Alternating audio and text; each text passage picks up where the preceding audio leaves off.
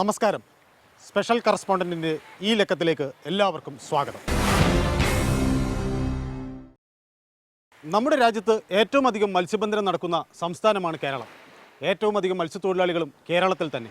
നമ്മുടെ സംസ്ഥാനത്തിൻ്റെ ഭക്ഷ്യസുരക്ഷയും സാമ്പത്തിക സുരക്ഷയും ഉറപ്പുവരുത്തുന്ന ഈ വിഭാഗത്തിന് അർഹിക്കുന്ന പ്രാധാന്യം നമ്മുടെ ഭരണകൂടങ്ങൾ നൽകുന്നില്ല എന്ന് വേണം കരുതാൻ.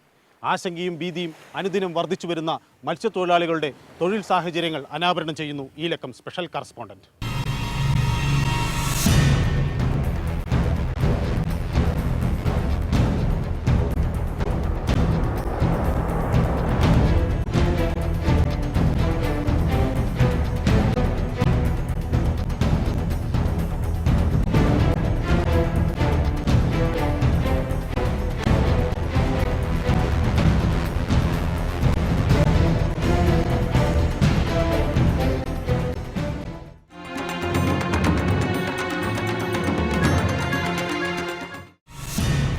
600 കിലോമീറ്റർ ദൈർഘ്യം വരുന്ന കേരളത്തിൻ്റെ സമുദ്രതീരം നിരവധി പ്രത്യേകതകൾ നിറഞ്ഞതാണ്.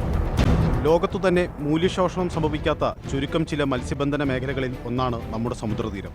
തീരദേശമുള്ള 9 ജില്ലകളിലായി 225 മത്സ്യത്തൊഴിലാളി ഗ്രാമങ്ങളാണ് നമുക്കുള്ളത്. 7.25 ലക്ഷത്തോളം മത്സ്യത്തൊഴിലാളികളാണ് കടലിനെ ആശ്രയിച്ച് സംസ്ഥാനത്ത് ഉപജീവനം നടത്തുന്നത്. 29,000 യാനങ്ങൾ കേരള സമുദ്രതീരത്തുള്ള കോണ്ടിനെന്റൽ ഷെൽഫ് അഥവാ ഭൂഖണ്ഡ സോപാനത്തിൽ പ്രതിദിനം മത്സ്യബന്ധനത്തിലേർപ്പെടുന്നു.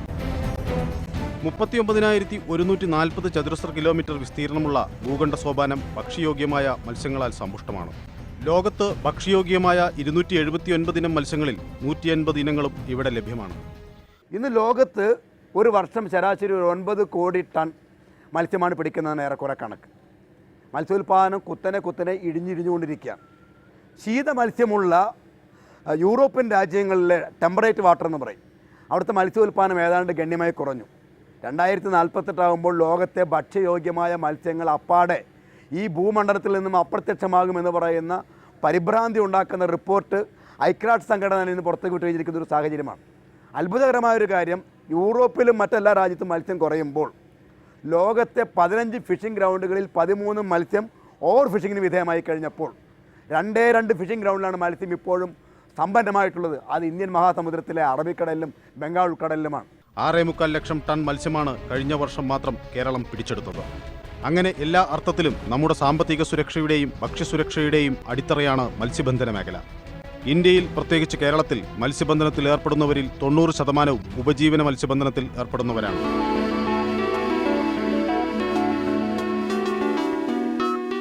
വ്യാവസായിക അടിസ്ഥാനത്തിലോ വാണിജ്യ അടിസ്ഥാനത്തിലോ മത്സ്യബന്ധനം നടത്തുന്ന കുത്തകകൾ ഇന്ത്യയിൽ പ്രത്യേകിച്ച് കേരളത്തിൽ ചുരുക്കം. എന്നാൽ സമ്പന്നമായ നമ്മുടെ കടൽ തീരം വൻകിട മത്സ്യബന്ധന വ്യവസായികളെ സംബന്ധിച്ചിടത്തോളം ആകർഷണീയമായ കേന്ദ്രമാണ്. നമ്മുടെ സമുദ്രതീരത്തേക്ക് വാണിജ്യ താൽപര്യത്തോടെ കടന്നുകയറാനുള്ള നീക്കം 2 പതിറ്റാണ്ട് മുമ്പ് തന്നെ വൻകിട വ്യവസായികൾ ആരംഭിച്ചു കഴിഞ്ഞു. ചെറുകിടക്കാരും തൊഴിലാളികളും സ്വന്തമായി മത്സ്യബന്ധനത്തിൽ ഏർപ്പെടുന്ന ഒരു രാജ്യമാണ് ഇന്ത്യ. ഈ പറയുന്ന 75 ലക്ഷം പേരുടെ ഉപജീവനവും തൊഴിലും ജീവിതവുമാണത്. ഇവരെ ഈ മേഖലയിൽ നിന്ന് പടിപടിയായി നിഷ്കാസനം ചെയ്ത് ആ രംഗത്തേക്ക് വിദേശ നാടൻ കുത്തകളുടെ സംയുക്ത സംരംഭങ്ങളെ കടത്തിക്കൊണ്ടുവരികയാണ്. ഇവരിവിടം കൊണ്ട് അവസാനിക്കാൻ പോകുന്നില്ല. ഇന്ത്യയിലെ ടാറ്റ, ഇന്ത്യയിലെ വോൾട്ടാസ്, യൂണിലിവർ, അതുപോലുള്ള മഹീന്ദ്ര പോലുള്ള കമ്പനികൾ, അതുപോലെ അന്തരിച്ച YS രാജശേഖര റെഡ്ഡിയുടെ സഹോദരൻ YS ഭാസ്കർ റെഡ്ഡി, TR ബാലുവിൻ്റെ റൈസിംഗ് സ്റ്റാർ, ഇത്തരം സ്ഥാപനങ്ങൾ കപ്പലുകളുമായി ഇന്ത്യയിലെ കൊള്ളക്കാരായി മാറാൻ പോവുകയാണ്. കടലിനെ കൊള്ളയടിക്കാൻ പോവുകയാണ്. ഈ കൊള്ളക്കാർ ഇവിടെ നിൽക്കുന്നില്ല. ഇവരുടെ മുഴുവൻ ആസ്ഥാനം അമേരിക്കയിലും ജർമ്മനിയിലൊക്കെയാണ്. അമേരിക്കയിലെ കൺസോൾട്ടേറ്റ് സീ ഫുഡ്, ഷിവാനി മെഴ്സുറോൺ ബെല്ലാറി, അതുപോലെ തന്നെ ജർമ്മനിയിലെ AM പ്രൊഡക്റ്റ്, ജപ്പാനിലെ മിറ്റ്സുബിഷി, ഇവരുമായി കൊളാബറേറ്റ് ചെയ്ത് പ്രവർത്തിക്കുന്നത്. സംസ്കരണ മേഖലയിലേക്ക് അവർ വന്നു കഴിഞ്ഞിരിക്കുന്നു. പുതിയ റീറ്റെയിൽ മേഖലയിലേക്ക് കൂടി ഇവർ കടന്നു വരികയാണ്. അങ്ങനെ ഈ ഭക്ഷ്യ സംസ്കരണ മേഖലയും മത്സ്യ സംസ്കരണ മേഖലയും മത്സ്യ ഉൽപ്പാദന മേഖലയും ഈ മേഖലയിൽ നിന്ന് പടിപടിയായി തദ്ദേശീയ സമൂഹം തന്നെ നിഷ്കാസനം ചെയ്തുകൊണ്ടിരിക്കുകയാണ്. വൻകിട വാണിജ്യ താൽപ്പര്യങ്ങൾ നമ്മുടെ സമുദ്രതീരത്ത് കയറി തുടങ്ങിയത് മത്സ്യബന്ധന മേഖലയെ മുമ്പില്ലാത്ത വിധം അശാന്തമാക്കിയിരിക്കുന്നു. മറ്റ് പ്രദേശങ്ങളിൽ രൂപപ്പെടുന്നത് പോലെയുള്ള പ്രശ്നമല്ലത്. ഇവരുടെ ഇടയിൽ അസംതൃപ്തി ശക്തമായി വളർന്നു വന്നു കഴിഞ്ഞാൽ അത് പിന്നെ നിയന്ത്രിക്കാൻ നല്ലതുപോലെ പ്രയാസപ്പെടേണ്ടി വരും. അത് മറ്റു രൂപത്തിലുള്ള പ്രശ്നങ്ങൾക്ക് കാരണം അവരുടെ തൊഴിലിനും അവരുടെ ജീവിതത്തിനും ഒരു സുരക്ഷയുമില്ല എന്ന ഒരു അന്യതാബോധം അവരിൽ ഈ ദിവസങ്ങളിൽ ശക്തിപ്പെട്ടു വന്നിട്ടുണ്ട്. ടൂറിസവും വാണിജ്യ താൽപ്പര്യങ്ങളും നമ്മുടെ മുൻഗണനാക്രമത്തിൽ മത്സ്യബന്ധന മേഖലയെ പുറകോട്ട് തള്ളുകയാണ്.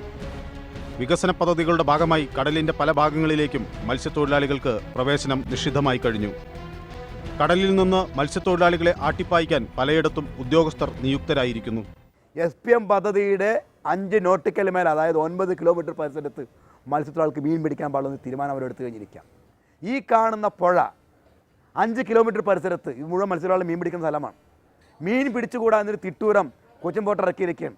മീൻ പിടിക്കാൻ പോകുന്ന തൊഴിലാളികളെ മുഴുവൻ കോസ്റ്റ് ഗാർഡും CSFും പിടിച്ചുകൊണ്ട് അവിടെ അകത്തുകൊണ്ട് ഇടുകയാണ് ചെയ്യുന്നത്. ഞങ്ങളുടെ സ്വന്തം തൊഴിൽ മേഖലയിൽ ഞങ്ങൾ നിഷ്കാസനം ചെയ്തുകൊണ്ടിരിക്കുകയാണ്. ഈ കാണുന്ന നികത്തപ്പെട്ടിരിക്കുന്ന വല്ലാർപാടം പദ്ധതിയുടെ സ്ഥലം മത്സ്യത്തൊഴിലാളികളുടെയാണ്, കൊച്ചിൻ ഷിപ്പാട് മത്സ്യത്തൊഴിലാളികളുടേതാണ്. അതുപോലെ തന്നെ മറൈൻ ഡ്രൈവ്, ഇനിയിപ്പോൾ ഏറ്റവും ആർക്കും ഒരു പ്രയോജനമില്ലാത്തൊരു മരീന ബീച്ച് ഇവിടെ ഉണ്ടാക്കിയിട്ടുണ്ട്. മത്സ്യത്തൊഴിലാളികൾ ഉപജീവന കേന്ദ്രം മുഴുവൻ കവർന്നെടുത്തായി പദ്ധതികൾ മുഴുവൻ കൊണ്ടുവരുന്നത്. ഏറ്റവും ഒടുവിൽ LNG പദ്ധതി വന്നിരിക്കുകയാണ്.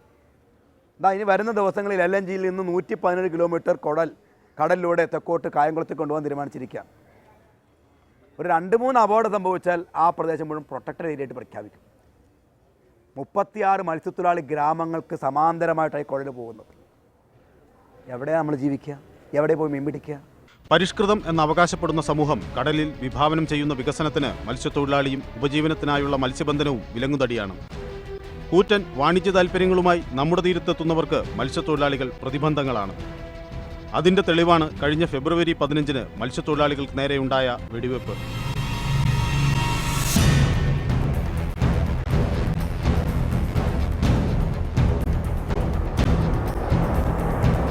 ഇത് ആദ്യത്തെ സംഭവമല്ലെന്ന വെളിപ്പെടുത്തലും നമ്മളെ അക്ഷരാർത്ഥത്തിൽ ഞെട്ടിക്കുന്നു. അങ്ങനെ കടൽ കൊള്ളക്കാരും പിടിച്ചുപറിക്കാരുമായി ചിത്രീകരിക്കേണ്ടവർ അല്ല നമ്മുടെ മത്സ്യത്തൊഴിലാളികൾ. ഒരുപക്ഷെ മത്സ്യത്തൊഴിലാളികളുടെ വേഷവിധാനവും കറുത്ത നിറവും കൂറ്റൻ വാണിജ്യ താൽപ്പര്യങ്ങൾക്ക് ബോധിച്ചു കാണില്ല. ഈ സാധു മനുഷ്യരുടെ നന്മയും സൗന്ദര്യവും മനസ്സിലാക്കാനുള്ള വലിപ്പം ഇനിയും പാശ്ചാത്യ സമൂഹം കൈവരിച്ചിട്ടില്ല എന്ന് വേണം കരുതാൻ. അതുകൊണ്ടാണ് 2 നിരപരാധികളെ വെടിവെച്ചു കൊന്ന ശേഷവും അന്താരാഷ്ട്ര നിയമത്തെക്കുറിച്ച് പ്രസംഗിക്കാൻ വൈദേശിക നാവികരുടെ ഇന്ത്യൻ പ്രതിനിധികൾക്ക് കഴിയുന്നത്. മറ്റൊരു രാജ്യത്തും അവർക്കിതിന് കഴിയില്ല. പക്ഷേ പരിഷ്കൃത സമൂഹം വലിച്ചെറിഞ്ഞ മാനുഷിക മൂല്യങ്ങൾ ഇന്നും ഉയർത്തിപ്പിടിക്കുന്നവരാണ് നമ്മുടെ മത്സ്യത്തൊഴിലാളികൾ. അവരുടെ തൊഴിലും ജീവിതവും അടുത്തെറിഞ്ഞാൽ നമുക്കത് മനസ്സിലാകും. മത്സ്യത്തൊഴിലാളികൾ നേരിടുന്ന പ്രശ്നങ്ങളുടെ തീവ്രത മനസ്സിലാകണമെങ്കിൽ അവരുടെ തൊഴിലിൽ അവരോടൊപ്പം പങ്കെടുക്കണം. അത് ഇടവേളയ്ക്ക് ശേഷമാകാം. സ്പെഷ്യൽ കറസ്പോണ്ടന്റിൽ ഒരു ഇടവേള.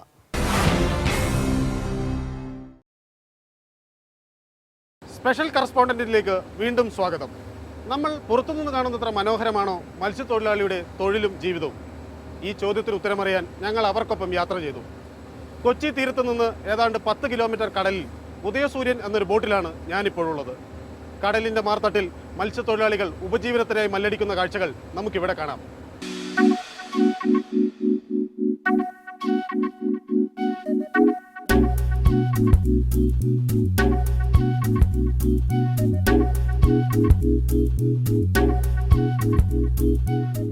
ഈ യാത്ര വലിയ പാഠങ്ങളാണ് ഞങ്ങൾക്ക് സമ്മാനിച്ചത്. തികഞ്ഞ ആത്മാർത്ഥതയോടും നിഷ്ഠയോടും കൂടി തൊഴിലെടുക്കുന്നവരാണ് മത്സ്യത്തൊഴിലാളികൾ. ബോട്ടിനകത്ത് മദ്യമോ ലഹരി പദാർത്ഥങ്ങളോ അനുവദനീയമല്ല. പലരും തൊഴിൽ സമയത്ത് പാദരക്ഷകൾ പോലും അഴിച്ചുവെക്കും. ഉദയസൂര്യൻ എന്ന ഈ ബോട്ടിൽ 35 തൊഴിലാളികളാണുള്ളത്. ഇതിൽ 2 പേർ സ്രാങ്കുകളാണ്, ഒരാൾ പാചകക്കാരനാണ്. ബോട്ട് നന്നാക്കുവാൻ അറിയാവുന്ന ഒരു മെക്കാനിക്കും കൂട്ടത്തിലുണ്ട്. ബോട്ടിന്റെ അമരത്ത് 3 ആര്യക്കാരുണ്ടാവും. മത്സ്യം കൂട്ടത്തോടെ വരുന്നതറിയാൻ കഴിവുള്ളവരാണ് ആര്യക്കാർ. മത്സ്യക്കൂട്ടത്തിന്റെ നീക്കം മനസ്സിലാക്കുവാൻ ചെറിയ ഉപകരണങ്ങളും ഈ ബോട്ടിലുണ്ട്. എന്നാൽ ഈ ഉപകരണത്തിന്റെ സഹായമൊന്നും സത്യത്തിൽ ആര്യക്കാർക്ക് ആവശ്യമില്ല. വർഷങ്ങളുടെ പ്രവൃത്തി പരിചയം ഇവരെ അതിന് സജ്ജരാക്കിയിരിക്കുന്നു. ബോട്ടിനെ 2 മോട്ടോർ ഘടിപ്പിച്ച വള്ളങ്ങൾ പിന്തുടരും. മീൻ പിടിച്ചു കഴിഞ്ഞാൽ ഉടനെ അത് പെട്ടെന്ന് കരയിലെത്തിക്കുകയാണ് ആദ്യത്തെ വള്ളത്തിന്റെ ചുമതല. രണ്ടാമത്തെ വള്ളം പന്നിവല അടിക്കാനുള്ളതാണ്. തൊഴിലാളികൾ വല വീശിക്കഴിഞ്ഞാൽ കടൽപ്പന്നികൾ വലയ്ക്കടുത്തെത്തും. വല കടിച്ചു പൊട്ടിച്ച് വലയിൽ കുടുങ്ങിയ ചെറുമീനുകളെ കടൽപ്പന്നികൾ അകത്താക്കും. അത് തടയാനാണ് വലയ്ക്കു ചുറ്റും കവചമായി പന്നിവലയടിക്കുന്നത്. കടൽപ്പന്നി മൂലം വല നശിപ്പിക്കുന്നുണ്ട്, നമ്മുടെ ഈ വല നശിപ്പിക്കുന്നുണ്ട്. അത് നശിപ്പിക്കാതിരിക്കാനുള്ള സംരക്ഷണ വലയം തീർക്കാനുള്ള വലയാണ് അതിനകത്തുള്ളത്, ആ ചെറിയ ബോട്ടിലുള്ളത്. അതിരാവിലെയാണ് ഞങ്ങൾ യാത്ര തിരിച്ചത്. പുറം കടലിലെത്തിയതോടെ തൊഴിലാളികൾ പ്രാതൽ കഴിക്കുന്ന തിരക്കിലായി. എല്ലാവർക്കുമുള്ള പ്രാതൽ ഏതെങ്കിലും ഒരാളുടെ വീട്ടിൽ നിന്ന് പാചകം ചെയ്ത് കൊണ്ടുവരികയാണ് പതിവ്.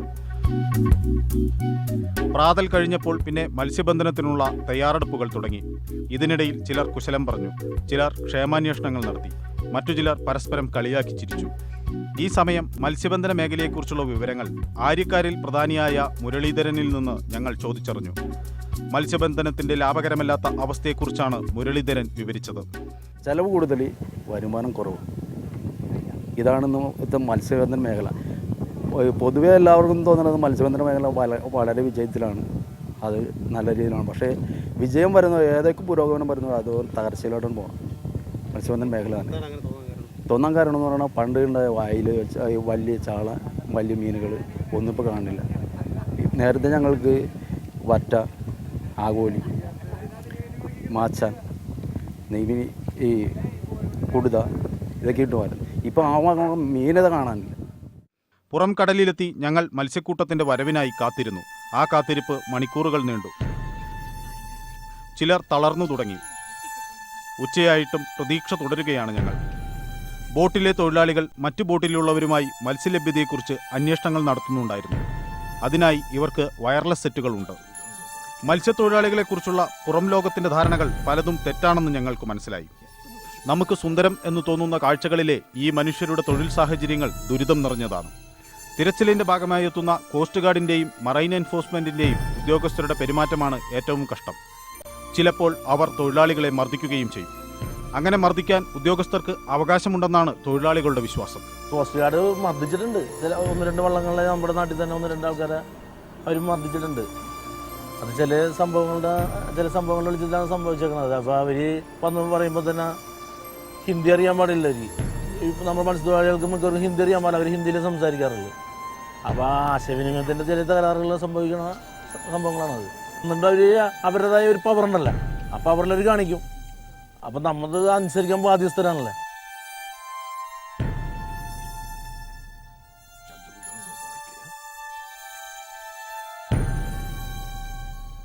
ഉച്ചയായിട്ടും ഞങ്ങൾക്ക് മീനൊന്നും കിട്ടിയില്ല. ഒടുവിൽ കറി വയ്ക്കാൻ മറ്റൊരു ബോട്ടിൽ നിന്നും മീൻ വാങ്ങാൻ ഞങ്ങൾ തീരുമാനിച്ചു. ചെറിയൊരു കോള് കിട്ടിയ ജലനാഥൻ എന്ന ബോട്ടിനടുത്തെത്തി അതിൽ നിന്ന് മീൻ വാങ്ങി.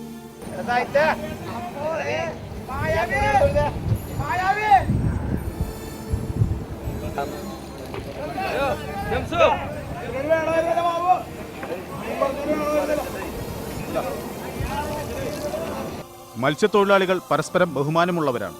മീൻ പിടിക്കുന്ന ഒരു ബോട്ടിനെ മറ്റൊരു ബോട്ട് ശല്യപ്പെടുത്തുകയില്ല. ഒരാൾക്ക് അപകടം പറ്റിയെന്നറിഞ്ഞാൽ മത്സ്യബന്ധനം ഉപേക്ഷിച്ച് മറ്റുള്ളവർ ഓടിയെത്തും. ജലനാഥൻ എന്ന ബോട്ടിൽ നിന്ന് മീൻ വാങ്ങി അത് കറിവെക്കുന്ന തിരക്കിലായി പിന്നെ തൊഴിലാളികൾ.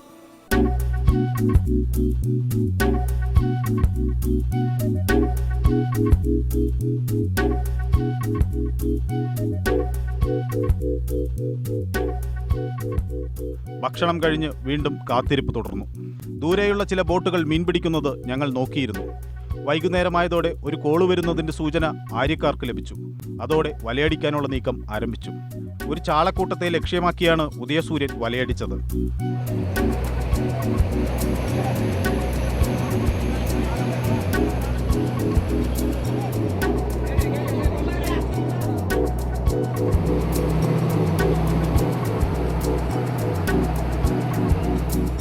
മത്സ്യബന്ധനം കടുത്ത അധ്വാനം ആവശ്യമായ ജോലിയാണ്.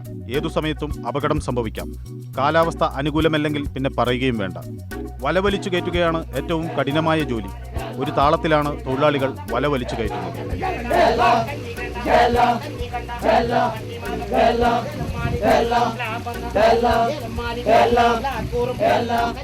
ഈ പാട്ടുകളിൽ അവരുടെ പരിഭവവും പ്രതീക്ഷയും ആവേശവും പ്രതിഫലിക്കും. വലയിൽ നിന്ന് രക്ഷപ്പെടാനുള്ള ശ്രമത്തിലാണ് ചെറുമീനുകൾ. സ്ഫടിക കഷ്ണങ്ങൾ ചിതറിത്തെറിക്കുന്നത് പോലെയുള്ള ഈ കാഴ്ച കടലിൽ സ്ഥിരമായി കാണാം. കടൽ നമുക്കെന്നും കൗതുകകരമായ ഒരു കാഴ്ചയാണ്. അതിൽ തൊഴിലെടുക്കുക പക്ഷേ അത്ര എളുപ്പമല്ല. കാഴ്ചയിലെ മനോഹാരിതയൊന്നും മത്സ്യത്തൊഴിലാളികളുടെ തൊഴിലിനില്ല. അത് അത്യന്തം ദുഷ്കരമാണ്. വാണിജ്യ താൽപ്പര്യങ്ങളും പ്രതികൂല നിയമങ്ങളും ഉദ്യോഗസ്ഥരുടെ ക്രൂരതകളും കൂടിയാകുമ്പോൾ തിരമാലകളോട് ഏറ്റുമുട്ടി ജയിച്ചവർ പക്ഷേ അറിയാതെ പരാജയം സമ്മതിക്കുന്നു. ഉദയസൂര്യനിലെ മത്സ്യത്തൊഴിലാളികൾക്ക് ഇന്ന് മോശമല്ലാത്ത ഒരു കോള് കിട്ടി എന്ന് വേണം കരുതാൻ. പക്ഷേ ചിലവുകളോട് താരതമ്യപ്പെടുത്തുമ്പോൾ ഇതൊരു വലിയ ലാഭമാണ് എന്ന് കരുതാനാവില്ല. സ്പെഷ്യൽ കറസ്പോണ്ടന്റിൽ ഇനിയൊരു ഇടവേളയാണ്. 8,000 കിലോമീറ്ററോളം ദൈർഘ്യം വരുന്ന നമ്മുടെ സമുദ്രതീരം ശത്രുക്കളിൽ നിന്ന് സംരക്ഷിക്കുന്നവർ കൂടിയാണ് മത്സ്യത്തൊഴിലാളികൾ. ഇത്തരം കൊച്ചു നൗകകൾ നമ്മുടെ കടൽത്തീരത്തിൽ എപ്പോഴും ഉണ്ടാകും. അസ്വാഭാവികമായി എന്തു കണ്ടാലും ഉടൻ അവർ അധികൃതരെ വിവരമറിയിക്കും. ശരിക്കു പറഞ്ഞാൽ നമ്മുടെ തീരപ്രദേശങ്ങളിൽ രാപ്പകൽ സൗജന്യമായി പെട്രോളിംഗ് നടത്തുന്നവരാണ് മത്സ്യത്തൊഴിലാളികൾ. ഭക്ഷ്യസുരക്ഷയ്ക്കൊപ്പം തീരദേശ സുരക്ഷ കൂടി മത്സ്യത്തൊഴിലാളികൾ ഉറപ്പുവരുത്തുന്നു എന്നർത്ഥം. പക്ഷേ ഈ പരിഗണനയൊന്നും സുരക്ഷാ ഉദ്യോഗസ്ഥരിൽ നിന്ന് അവർക്കു ലഭിക്കാറില്ല. മത്സ്യത്തൊഴിലാളികളോട് മാന്യമായി പെരുമാറാൻ സുരക്ഷാ ഉദ്യോഗസ്ഥർ ശീലിക്കേണ്ടിയിരിക്കുന്നു. ഏതു വിധത്തിൽ നോക്കിയാലും അവർ അതിന് അർഹരുമാണ്. ഇന്ത്യയുടെ കടലിൽ സംരക്ഷിക്കുന്നവരാണ് മത്സ്യത്തൊഴിലാളികൾ എന്നൊരു ബോധത്തിൽ നിന്നുകൊണ്ട് അവരോട് മാന്യമായ ഒരു സഹവർത്തിത്വം ഇന്ത്യയുടെ ആംഡ് ഫോഴ്സായ CISF ആകട്ടെ, അതുപോലെ തന്നെ നമ്മുടെ മറൈൻ എൻഫോഴ്സ്മെൻ്റ് ആകട്ടെ, കോസ്റ്റ് ഗാർഡ് ആകട്ടെ സ്വീകരിക്കണം. കോസ്റ്റ് ഗാർഡിന് മത്സ്യത്തൊഴിലാളികൾ എന്തൊരു സ്നേഹമാണെന്നറിയാമോ? കാണുമ്പോൾ തന്നെ വളരെ സ്നേഹത്തോടെ വിളിക്കും. കുത്തേക്ക ബച്ച എന്നാണ് നീട്ടി വിളിക്കുന്നത്. എന്ത് സ്നേഹമാണെന്നറിയോ? കുറച്ചുകൂടി ദേഷ്യം വരുമ്പോൾ കുറച്ചുകൂടി വാക്കുകൾ പറയും, ഒരാൾക്ക് മനസ്സിലാവില്ല. എല്ലാറ്റിനും പുറമെ നമ്മുടെ രാജ്യത്തിന് വലിയ തോതിൽ വിദേശ നാണ്യം നേടിത്തരുന്നവർ കൂടിയാണ് മത്സ്യത്തൊഴിലാളികൾ. ആ നിലയ്ക്കും അവരുടെ ഉന്നമനവും സുരക്ഷയും ഉറപ്പാക്കാൻ നാം ബാധ്യസ്ഥരാണ്. കഴിഞ്ഞ വർഷത്തെ കേരളത്തിൻ്റെ വിദേശ നാണ്യം എന്ന് പറയുന്നത് 1,800 കോടി രൂപയാണ്. ഏലം, ചുക്ക്, കുരുമുളക്, കരയാമ്പ്, കറുകപ്പട്ട തുടങ്ങിയിട്ടുള്ളതും കശുവണ്ടി എല്ലാം കൂടി ചേർത്ത് കൊഞ്ചുൾപ്പെടെ ടോട്ടൽ കേരളത്തിൻ്റെ എക്സ്പോർട്ടിൻ്റെ 40% ഫിഷറി സെക്ടറിൽ നിന്നാണ്. 1,800 കോടി രൂപയാണ്. സ്റ്റേറ്റ് ബഡ്ജറ്റിൻ്റെ 20% വിദേശ നാണ്യം പെർ ഇയർ നേടിത്തരുന്നൊരു സമൂഹമാണ്. അപ്പം അവർ സമൂഹം വളരാൻ അവരുടെ വിയർപ്പും ചോരയും, അവർ വളരാൻ നയത്തിൻ്റെ ദാരിദ്ര്യം. ഇത്രയും അധികം വിദേശ നാണ്യം നമ്മുടെ രാജ്യത്തിന് നേടിത്തരുന്ന ഈ മേഖലയ്ക്ക് കേന്ദ്രത്തിൽ ഒരു പ്രത്യേക വകുപ്പ് വേണമെന്ന ആവശ്യം ശക്തമാണ്. പക്ഷേ ഈ ആവശ്യം അംഗീകരിക്കാൻ ഇന്ദ്രപ്രസ്ഥത്തിലെ അധികാര കേന്ദ്രങ്ങൾ ഇനിയും തയ്യാറാകുന്നില്ല എന്നത് നമ്മെ അത്ഭുതപ്പെടുത്തുന്നു. ഫിഷറീസിന് ഒരു സ്വതന്ത്രമായ വകുപ്പ് ഇന്ത്യയിൽ സ്ഥാപിക്കപ്പെടുക, അങ്ങനെ വന്നു കഴിഞ്ഞാൽ അതിന് ഒരാക്ഷൻ പ്ലാൻ ഉണ്ടാകും, ബഡ്ജറ്റ് അലോക്കേഷൻ ഉണ്ടാകും, ഇയർ മാർക്ക് ചെയ്യേണ്ടി വരും. ആ പ്ലാനിൻ്റെ എക്സ്പെൻഡിച്ചർ നോക്കി നെക്സ്റ്റ് ഇയറിൽ റിവ്യൂ നടത്തേണ്ടി വരും. ആ റിവ്യൂവിനെ തുടർന്ന് പ്ലാൻ എക്സ്പെൻഡിച്ചർ ആയിട്ടില്ലെങ്കിൽ അത് ഫില്ല് ചെയ്യാനും കൂടുതൽ ഡെവലപ്മെൻ്റ് ആയിട്ടുള്ള പ്രോജക്റ്റുകൾ സബ്മിറ്റ് ചെയ്യാനും അടിസ്ഥാനപരമായി ഫിഷർമാൻ്റെ ജീവിതത്തിലെ വികസന പ്രക്രിയക്ക് ഒരു ദേശീയ അടിസ്ഥാനത്തിലുള്ള കൺസെപ്റ്റോട് കൂടി രൂപം കൊടുക്കണമെങ്കിൽ ഒരു ഫിഷറീസ് വകുപ്പ് ഇന്ത്യയിൽ സ്ഥാപിക്കപ്പെടുക എന്നുള്ളത് വളരെ പ്രധാനമാണ്. ആ ഫിഷറീസ് വകുപ്പ് ആവശ്യപ്പെട്ടിട്ട് ഒരു ബോർഡാണ് ഉണ്ടാക്കിയത്. ഒരു വീട് ആവശ്യപ്പെട്ടപ്പോൾ ഒരു പശുത്തൊഴുത്ത് ഉണ്ടെന്ന് പറയുന്നത് പോലെ കടലിൽ നിന്ന് എന്ന പോലെ കരയിൽ നിന്നും മത്സ്യത്തൊഴിലാളികൾ നീക്കം ചെയ്യപ്പെടുകയാണ്. അവരുടെ ചെറിയ കൂരകൾ അപ്രത്യക്ഷമാകുമ്പോൾ അവിടെ വൻകിട റിസോർട്ടുകളും സമ്പന്നർക്ക് ഉല്ലസിക്കാനുള്ള കേന്ദ്രങ്ങളും ഉയർന്നു പൊങ്ങുന്നു. സാമ്പത്തികമായി ദുർബലരായ ഈ വിഭാഗത്തെയാണ് കഴിഞ്ഞ കുറച്ച് വർഷങ്ങളായി റിയൽ എസ്റ്റേറ്റ് സംഘങ്ങൾ പ്രധാനമായും ഉന്നം വയ്ക്കുന്നത്. അങ്ങനെ കടലിനൊപ്പം കിടപ്പാടവും ആധുനിക ലോകം മത്സ്യത്തൊഴിലാളിയിൽ നിന്ന് കവർന്നെടുത്തുകൊണ്ടിരിക്കുന്നു. ദാരിദ്ര്യം സൃഷ്ടിക്കുന്ന പരിമിതികളും ദൗർബല്യങ്ങളും ഉണ്ട്. അത് ഉപയോഗപ്പെടുത്തുക എന്നുള്ളത് മൂലധന ശക്തികൾ കണക്കാക്കുന്നുണ്ട് റിയൽ എസ്റ്റേറ്റുകാർ. അപ്പോൾ 10,000 രൂപയ്ക്ക് കൊടുത്തിരുന്ന ഉള്ള വില ഉണ്ടായിരുന്ന ലാൻഡിന് 1 ലക്ഷം 2 ലക്ഷം എന്ന് പറയുമ്പോൾ എന്തു ആകട്ടെ അത് വിറ്റേക്കാന്ന് വിചാരിക്കും. അങ്ങനെ വിൽക്കുന്നിടത്താണ് ഈ റിസോർട്ടുകൾ വരുന്നത്. മത്സ്യത്തൊഴിലാളികളുടെ സ്വത്തും തൊഴിലും സംരക്ഷിക്കാനുള്ള നിയമങ്ങളും നയങ്ങളുമാണ് നമുക്കാവശ്യം. എന്നാൽ അവരുടെ താൽപ്പര്യങ്ങൾ ആരായാതെയാണ് മത്സ്യബന്ധന മേഖലയിലെ നയങ്ങളും നിയമങ്ങളും രൂപപ്പെടുന്നത്. അതുകൊണ്ട് തന്നെ അവരുടെ ആവശ്യങ്ങൾ പരിഗണിക്കപ്പെടാറില്ല. എല്ലായ്പ്പോഴും മുകളിൽ നിന്നുള്ള തീരുമാനം അവരിൽ അടിച്ചേൽപ്പിക്കപ്പെടുന്നു. ഇവിടെ നിയമനിർമ്മാണം മുകളിൽ നിന്ന് നിയമനിർമ്മാണം നടത്തി താഴത്തേക്ക് അടിച്ചേൽപ്പിക്കുകയാണ്. ആ നിയമനിർമ്മാണം കൊണ്ട് ഇവിടെ യാതൊരു പ്രയോജനം ഉണ്ടാവില്ല. ഇവിടെ സെക്ടറുമായിട്ടൊരു ഇൻറ്ററാക്ഷൻ, ഏത് തരത്തിലാണ് മീനിനെ നിയന്ത്രിക്കേണ്ടത്, ഈ മീൻ വലുതാകാനായിട്ട് നമ്മൾ എന്ത് ചെയ്യണം, ഈ മീനിൻ്റെ MSY മാക്സിമം സസ്റ്റൈനബിൾ ഈൽഡ് എത്രയാണെന്ന് കണ്ടെത്തണം. ആദ്യം അതിന് വേണ്ടത് ഇവിടുത്തെ മത്സ്യത്തൊഴിലാളികളായിട്ട് ഈ മേഖലയിൽ പ്രവർത്തിക്കുന്നവരുമായിട്ടുള്ള ഒരു ഇൻറ്ററാക്ഷൻ. മത്സ്യത്തൊഴിലാളികളെ ഉൾപ്പെടുത്തിയല്ല വികസന പദ്ധതികളുടെ രൂപകൽപ്പന നടക്കുന്നത്. പക്ഷേ ആരോഗ്യപരമായ സാമ്പത്തിക വളർച്ചയ്ക്ക് കടലിൽ നിന്ന് സമ്പത്ത് കോരിയെടുക്കുന്ന മത്സ്യത്തൊഴിലാളിയുടെ ഉന്നമനവും സുപ്രധാനമാണ്. അതുകൊണ്ട് തന്നെ ഒരു തീരദേശ മാസ്റ്റർ പ്ലാൻ നമുക്ക് അത്യന്താപേക്ഷിതമാണ്. കേരളത്തിൻ്റെ കോസ്റ്റൽ ബെൽറ്റിലെ ഒരു മാസ്റ്റർ പ്ലാൻ ഉണ്ടാകുക, ഫിഷർമാൻ്റെ അടിസ്ഥാന ജീവിതവും തൊഴിലും സംരക്ഷിച്ചുകൊണ്ട് അവൻ്റെയും കൂടി ജീവിതത്തിൻ്റെ വികസന പ്രക്രിയയുടെ ഭാഗമായി അവരെ കൂടി വിശ്വാസത്തിലെടുത്തുകൊണ്ടുള്ള ഒരു ഡെവലപ്മെൻറ്റ് പ്ലാൻ കൊണ്ടുവരിക. ആ പ്ലാനിനെ ബേസ് ചെയ്തുകൊണ്ടായിരിക്കണം ഈ മറ്റ് ഡെവലപ്മെൻറ്റ് ആക്ടിവിറ്റീസ് അല്ലാതെ വന്നു കഴിഞ്ഞിട്ടുണ്ടെങ്കിൽ തൽക്കാലത്തേക്ക് അവർ ഈ ദാരിദ്ര്യത്തിൻ്റെ നടുവിൽ നിന്നുകൊണ്ട് ഇതൊക്കെയാണെങ്കിലും സമ്മതിക്കുമെങ്കിലും കുറച്ച് കഴിയുമ്പോൾ പിന്നെയും ജീവിക്കാൻ പറ്റാത്ത സ്ഥിതിവിശേഷം വരുമ്പോൾ തിരിച്ചങ്ങോട്ട് തന്നെ അവർ വരും. വേറെ പോകാൻ വഴിയില്ല. കിഴക്കോട്ട് പോയാൽ റോഡും പറമ്പും തന്നെ ഉള്ളു. അതിനകത്ത് പല ചിലവാവില്ല. ഉള്ളത് ഈ അറിയാവുന്ന ജോലി ഇതാണ്. അപ്പോൾ വീണ്ടും പടിഞ്ഞാട്ട് വരും. അപ്പോൾ ഇവിടെയൊക്കെ തടസ്സങ്ങൾ വരുമ്പോൾ സംഘർഷത്തിലേക്കും ചേരിതിരിവിലേക്കൊക്കെ പോകും. മത്സ്യബന്ധന മേഖലയെ തഴഞ്ഞും മത്സ്യത്തൊഴിലാളികളെ നിഷ്കാസനം ചെയ്തും നടത്തുന്ന വികസന പദ്ധതികൾ നമ്മെ പിന്നീടാണെങ്കിലും കടുത്ത പ്രതിസന്ധിയിലാക്കും. അത്തരം നീക്കങ്ങൾ നമ്മുടെ സാമൂഹിക വ്യവസ്ഥയുടെ താളം തന്നെ തെറ്റിക്കും. തുടർന്നുണ്ടാകുന്ന പ്രത്യാഘാതങ്ങൾ നാം പ്രതീക്ഷിക്കുന്നതിലും ഭീകരമായിരിക്കും. പുതിയ തുറമുഖ പദ്ധതികൾ വിഭാവനം ചെയ്യുകയും ചരക്കുഗതാഗതത്തിന്റെ വാണിജ്യ സാധ്യതകൾ ആരായുകയും ചെയ്യുന്ന നമ്മുടെ സംസ്ഥാനം ചില മുൻകരുതലുകൾ എടുക്കേണ്ടിയിരിക്കുന്നു. അല്ലാത്തപക്ഷം കൊല്ലത്തു സംഭവിച്ചതുപോലെ ഇനിയും മത്സ്യത്തൊഴിലാളികൾ ആക്രമിക്കപ്പെട്ടേക്കാം. 14 നോട്ടിക്കൽ മൈൽ അകലെ കൂടി കപ്പൽ പോകുന്നതിന് പകരം ഇന്ത്യയിൽ ഏറ്റവും അധികം മത്സ്യബന്ധന യാനങ്ങളുള്ള കടലാണ്. 29,000 വെസലുകൾ, 29,000 നൗകൾ ഈ കടലിൽ പ്രവർത്തിക്കുക. ലോകത്തൊരു രാജ്യം ഇത്രയധികം ചെറിയ കടലിൽ ഇത്രയധികം മത്സ്യബന്ധന യാനങ്ങളില്ല. ഈ യാനങ്ങളെ പതുക്കെ പുറംകടലിലേക്ക് കൊണ്ടുപോകേണ്ടതുണ്ട് നമുക്ക്. അപ്പോൾ അങ്ങനെ വരുമ്പോൾ ഈ 14 നോട്ടിക്കൽ മൈൽ അകലെയുള്ള കപ്പൽ ചാലിൽ കുറെ കൂടി പടിഞ്ഞോട്ട് മാറ്റി പുഴ നിർണ്ണയിക്കണം. മത്സ്യബന്ധന മേഖലയെ പൂർണ്ണമായും തകർത്തുകളഞ്ഞ ആഫ്രിക്കൻ രാജ്യങ്ങളുടെ അനുഭവം നമുക്ക് മുന്നിലുണ്ട്. അവിടെ മത്സ്യത്തൊഴിലാളികൾ കടൽ കൊള്ളക്കാരും സാമൂഹ്യ വിരുദ്ധരുമായി മാറുകയാണ് ചെയ്തത്. അത്തരം ഒരവസ്ഥയ്ക്ക് വഴിവെക്കാൻ ഇന്ത്യയിൽ അനുവദിച്ചുകൂടാ. ഉപ്പുവെള്ളത്തിൽ അധ്വാനിക്കുന്ന മത്സ്യത്തൊഴിലാളികൾ നമ്മുടെ രാജ്യത്തിന്റെ സാമ്പത്തിക വളർച്ചയ്ക്ക് വിലപ്പെട്ട സംഭാവനയാണ് നൽകുന്നത്. അവരെ അംഗീകരിക്കാനും ബഹുമാനിക്കാനും നമ്മുടെ ഉദ്യോഗസ്ഥരും രാഷ്ട്രീയ നേതൃത്വവും ശീലിച്ചേ മതിയാകും. തോക്കുകൾക്ക് ഉന്നം പഠിക്കാനുള്ള ഉപകരണങ്ങളല്ല നമ്മുടെ മത്സ്യത്തൊഴിലാളികളെന്ന് പാശ്ചാത്യ ജനതയോട് പറയാനുള്ള ധൈര്യവും നമ്മുടെ ഭരണകൂടം കാണിക്കണം.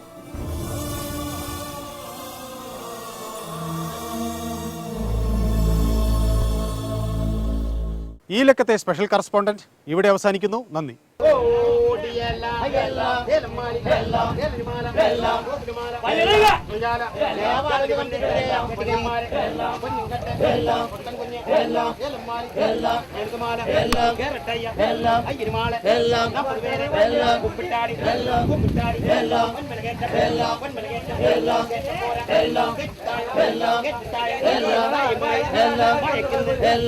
എല്ലാം